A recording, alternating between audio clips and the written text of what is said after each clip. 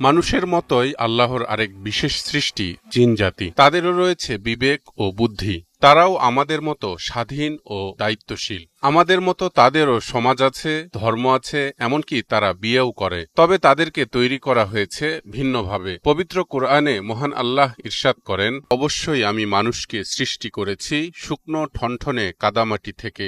এর পূর্বে আমি জিনকে প্রজ্বলিত অগ্নিশিখা থেকে সৃষ্টি করেছি।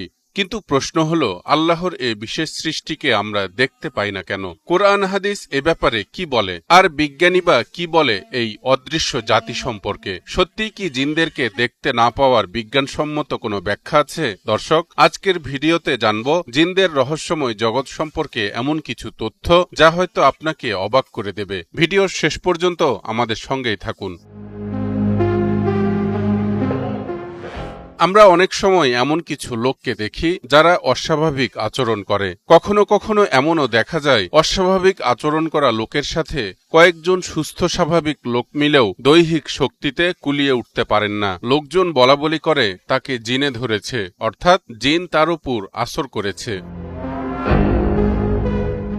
এই যে জিনেরা মানুষের উপর আসর বা প্রভাব বিস্তার করে, এ থেকে স্পষ্ট বোঝা যায় তারা আমাদেরকে ঠিকই দেখতে পায়, কিন্তু আমরা তাদেরকে দেখতে পাই না। একথাও আল্লাহ কোরআনের আরেক স্থানে জানিয়ে দিয়েছেন, নিশ্চয় সে শয়তান বা জিন ও তার দলবল তোমাদের এমন এক স্থান থেকে দেখে যেখান থেকে তোমরা তাদেরকে দেখতে পাও না।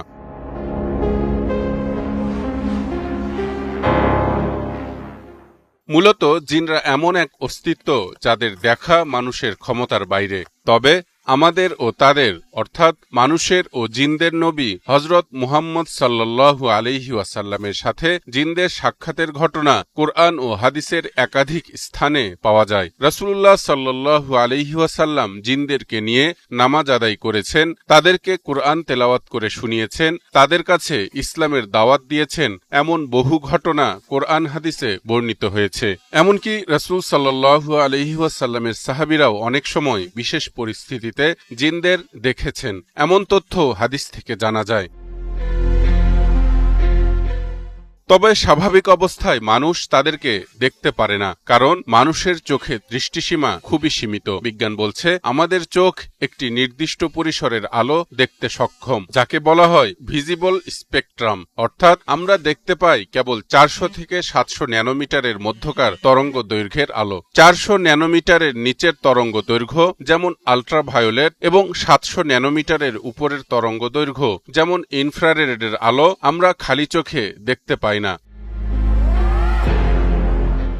একইভাবে আমাদের কানের শ্রবণ ক্ষমতাও 20 হার্টজ থেকে 20,000 হার্টজের মধ্যে সীমাবদ্ধ। 20 হার্টজের নিচের শব্দকে বলা হয় ইনফ্রাসাউন্ড, আর 20,000 হার্টজের উপরের শব্দকে বলা হয় আল্ট্রাসাউন্ড। এই ইনফ্রাসাউন্ড আর আল্ট্রাসাউন্ডের শব্দও কিন্তু আমরা শুনতে পাই না, অথচ হাতি, তিমি, এমনকি বাদুড়ও এই শব্দগুলো উৎপন্ন করে। ফ্রিকোয়েন্সির বাইরে হওয়ায় আমাদের পক্ষে তা শোনা সম্ভব নয়। কাজেই বিজ্ঞানের দেয়া এই তথ্য অনুসারে আমাদের এই সীমিত ইন্দ্রিয় দিয়ে অনেক কিছুই দেখা বা শোনা সম্ভব নয়, কারণ পৃথিবীতে এমন অনেক বস্তুর উপস্থিতি আছে যাদেরকে আমরা খালি চোখে দেখতে পাই না, বা শব্দের মাধ্যমে যাদের উপস্থিতি আমরা টের পাই না। যেমন ডার্ক ম্যাটার এবং ডার্ক এনার্জি। ডার্ক ম্যাটার হলো এমন এক অদৃশ্য ভর যা মহাকাশে গতি ও আকর্ষণ নিয়ন্ত্রণ করে, আর ডার্ক এনার্জি হলো এমন এক রহস্যময় শক্তি যা পুরো মহাবিশ্বকে দ্রুত সম্প্রসারণ করতে সাহায্য করছে। আর আশ্চর্যের বিষয় হলো এ মহাবিশ্বের মাত্র 5% বস্তু আমাদের চোখে দৃশ্যমান, বাকি 95% জুড়ে এই ডার্ক ম্যাটার ও ডার্ক এনার্জির উপস্থিতি বিদ্যমান, যাদেরকে আমরা কিছুতেই দেখতে পাই না।